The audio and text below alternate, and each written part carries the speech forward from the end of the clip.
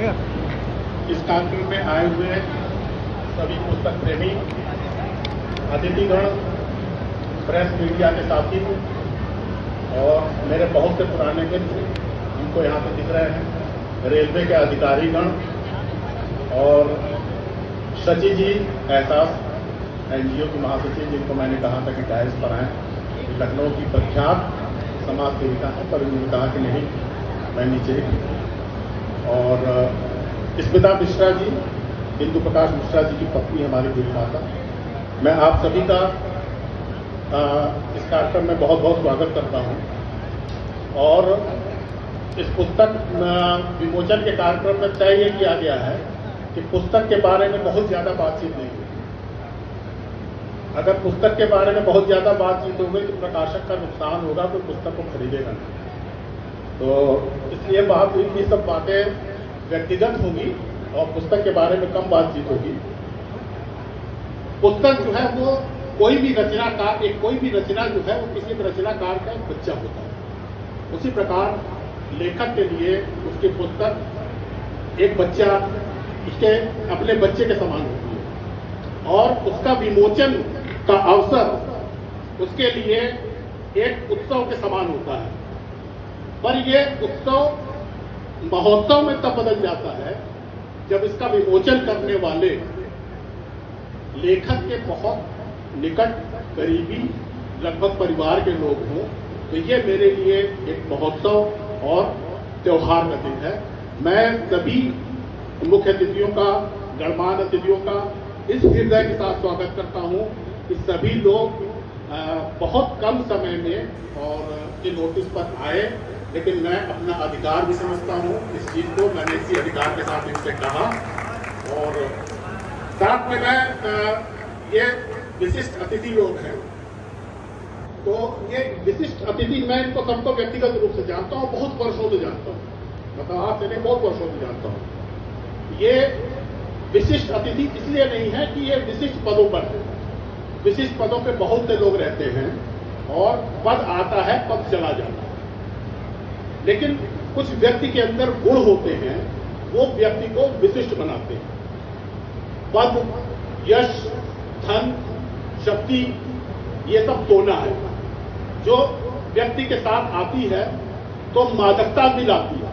जब वो व्यक्ति को धन प्राप्त होता है, जब आपको पद प्राप्त होता है, यश प्राप्त होता है, शक्ति प्राप्त होती है, तो वो मादकता में आ जाता है और उसको दूसरा व्यक्ति बहुत तुच्छ नजर आता है। तो लेकिन इसके विपरीत अगर कोई व्यक्ति इस सोने के साथ पद, यश, कीर्ति, धन और शक्ति के साथ अगर विनम्रता और सरलता को ले आता है तो यह सोना आभूषण बन जाता है। तो ना, जो मंच पे जितने भी लोग विराजमान हैं, ये सभी लोग इसलिए विशिष्ट हैं कि इनके पास आभूषण है, इनके जो व्यक्तित्व में सरलता का आभूषण है, विनम्रता का आभूषण है, जो इनको अति विशिष्ट बनाता है। कल ये पद पर रहें, कल पद पर ये न भी रहें, ये हमेशा जाने जाएंगे अपने नाम के साथ और हमेशा जो है वो इनकी पहचान जो है वो एक इनके नाम से रहेगी, इनके पद के साथ नहीं रहेगी। तो मैं संक्षिप्त परिचय देना चाहता था। श्री ब्रजेश पाठक जी छात्र राजनीति से तब कर निकले हुए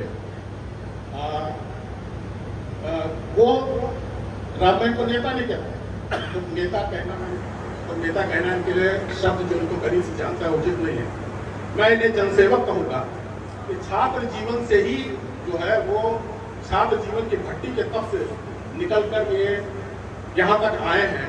और ये मैं नहीं कहूँगा कि इनकी मंजिल है, ये इनकी मंजिल नहीं है और ये इनका पड़ाव भी नहीं है, ये इनकी यात्रा है और शायद मंजिल इनको भी नहीं मालूम कि मंजिल कहाँ है।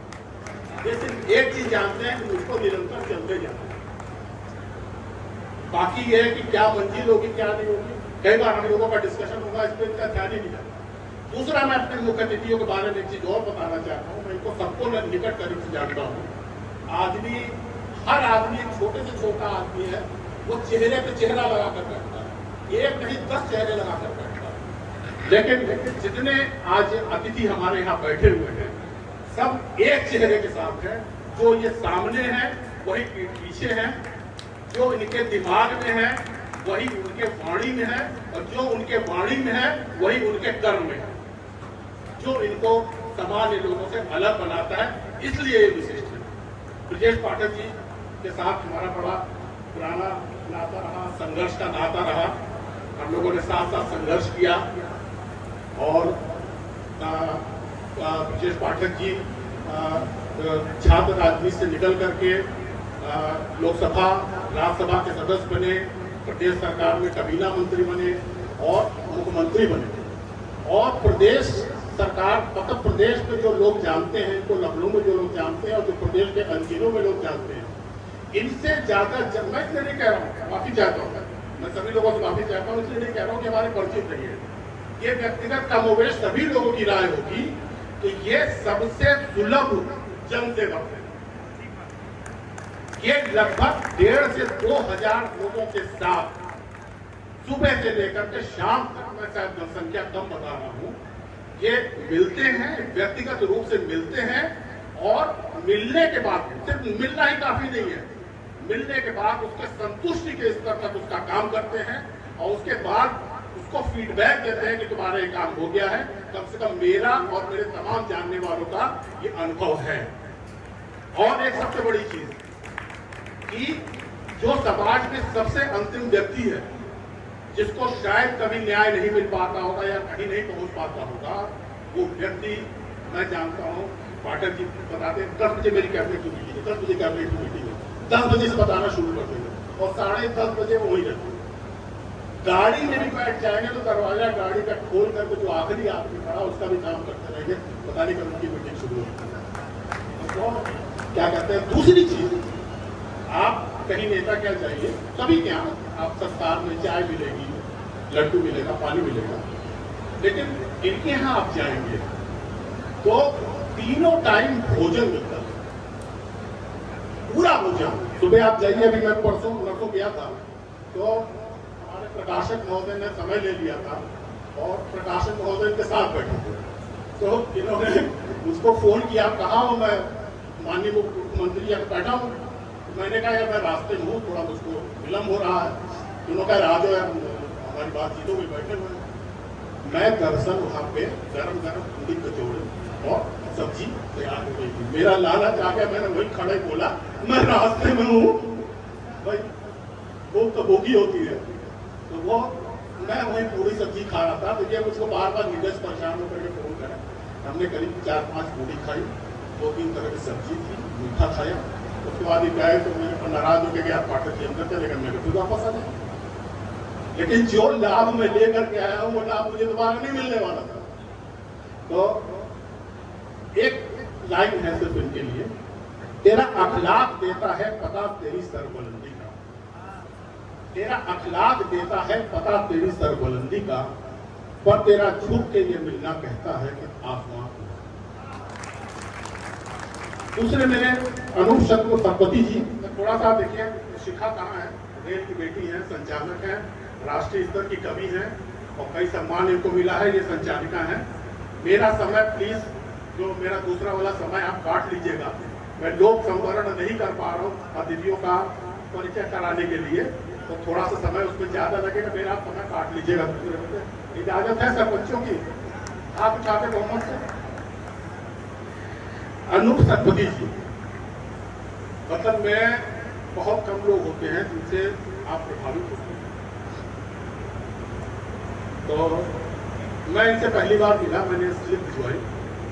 तो अब रेलवे में हर जगह खराबी होती है, आपको जानना है, कोई मुझे गाड़ी है, मेरा भी अपना अनुभव है कि आपको थोड़ी देर वेट करना होता है, जब अधिकारी सहज होगा, जब अपना काम से निवृत्त होगा तो आप बुलाए। तो मैंने स्लिप भिजवाई तो तुरंत इन्होंने निमंत्रण आया और इन्होंने खड़े होकर कहा और डियर क्या हाल चाल। तो मैं बड़ा अचंभित था, ये तो स्लिप जाते बुला दिया, दूसरा खड़े होकर के वो हमसे हाथ मिला रहे हैं। मैं चूंकि मेरे को रेल सेवा में लगभग मेरे सेवानिवृत्त के 3 या 4 साल रहे हैं, मैंने बहुत अधिकारी होती, लेकिन जो है वो अनुभव, ये मेरे लिए एक बड़ा नया अनुभव था। और उसके बाद ये इनका सभी जूनियर अधिकारियों के साथ लगभग यही रवैया रहता है कि ये सभी की बात को सुनते हैं और जो समस्या इनसे हो सकती है उस अधिकारी की, उस कर्मचारी को उसका समाधान करते हैं। और कई निर्णय इन्होंने रेल हित में ऐसे लिए हैं जो इनके जो निर्णय लेने से बहुत से अधिकारी कतराते हैं, इसलिए कतराते हैं कि उनका कैरियर पे थोड़ा सा कोई मतलब दाग न पड़ जाए या कोई ऐसी बात न हो जाए तो वो कड़े निर्णय लेने से दूर भागते हैं या मतलब बचते हैं।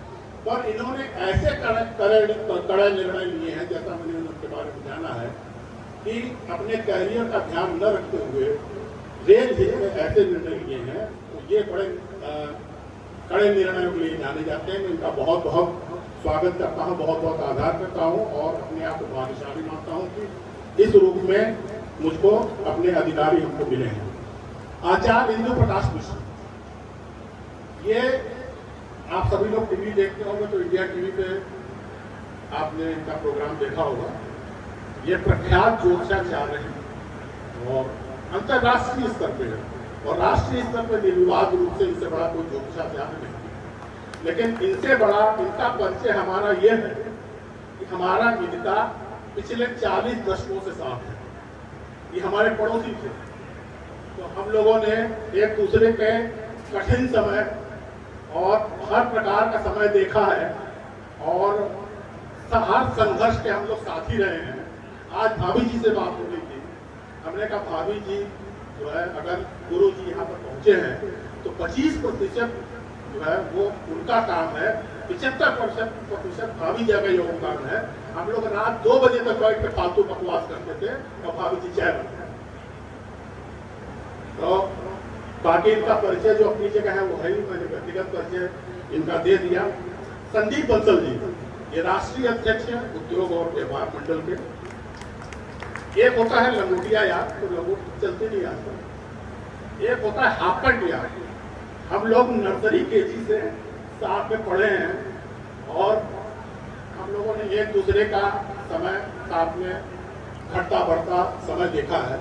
जब इन्होंने व्यापार मंडल की नींव शुरू की, बहुत शुरू की, तो बहुत छोटे छोटे लेवल पे ये बैठके करते थे और शायद मेरी कल्पना से भी परे था कि उनका संगठन राष्ट्रीय स्तर पे आएगा और राष्ट्रीय अध्यक्ष बनेंगे। हर प्रदेश में इनका संगठन है आज की डेट में, और कोई भी भारत सरकार या प्रदेश सरकार कोई भी नीति बनाती है तो राष्ट्रीय अध्यक्ष व्यापार मंडल को की मीटिंग के बिना वो नीतियां नहीं बनती है। मैं आशुतोष शुक्ला जो प्रदेश संपादक है दैनिक जागरण है, ये हमारे विश्वविद्यालय दिनों के हमारे सीनियर हैं और हम सभी के मार्गदर्शक रहे हैं। और इनके मार्गदर्शन में, और ये बहुत से लोगों का इन्होंने मार्गदर्शन किया है, हमारा ही नहीं, हमारे बहुत साथ के लोगों का सबका मार्गदर्शन किया है। कभी कोई ऐसी बात आ जाती थी जहाँ पे कुछ अनिर्णय की स्थिति होती थी तो हम लोग आशुतोष शुक्ला जी से ही संपर्क करते थे और उनके 2-3 लोग और साथी थे तो उनसे संपर्क करते थे और जो ये राय देते थे तो राय में हम लोग चलते थे। मोहम्मद नदीम, श्री मोहम्मद नदीम राज्य सूचना आयुक्त हैं। ये भी विश्वविद्यालय का प्रोडक्ट है, छात्र राजनीति से आए हैं और हमारा भी इनका तब से साथ है। हम लोग एक बार भूख हड़ताल पे बैठे थे, याद है आपको? भूख हड़ताल पे बैठे थे। अच्छा, भूख हड़ताल करना इतना आसान होता था, सबसे आसान काम था भूख हड़ताल, क्योंकि भूख हड़ताल तो वैसे ही रोज होती थी। भाई ब्रेकफास्ट मिलता नहीं था, खाना मिलता नहीं था, दिन में 1 या 2 चाय मिल गई और अगर कोई समोसा मिल गया तो जिंदाबाद। तो वैसे ही हम लोगों की भूख हड़ताल होती थी। तो जब कोई कहता था भूख हड़ताल बैठ जाओ, तुरंत बैठ जाओ भूख हड़ताल पे। तो वो मोहम्मद नदीम जी छात्र राजनीति से निकले और पत्रकारिता में अपना इन्होंने कैरियर बनाया और उसके बाद आज राज्य सूचना आयुक्त के पद पर ये विराजमान है। हम सब लोगों के लिए बहुत गौरव की बात है। अगले विशिष्ट अतिथि हैं श्री जितेंद्र सिंह। ये रेलवे में हमारे मेंटोर हैं। मैंने जब रेलवे सबसे पहले ज्वाइन की तो सबसे पहला वास्ता हमारा इन्हीं से पड़ा। ये स्टेशन निदेशक लखनऊ, तो मैं इनके पास ज्वाइन करने आया और बहुत कड़क मिजाज के। तो इन्होंने कहा कि भाई तुम्हारा, हमने कहा चंदौसी से पास होकर के आए हैं, जेटीआई से कहना आए हो तो पहले मेरा एग्जाम लिया।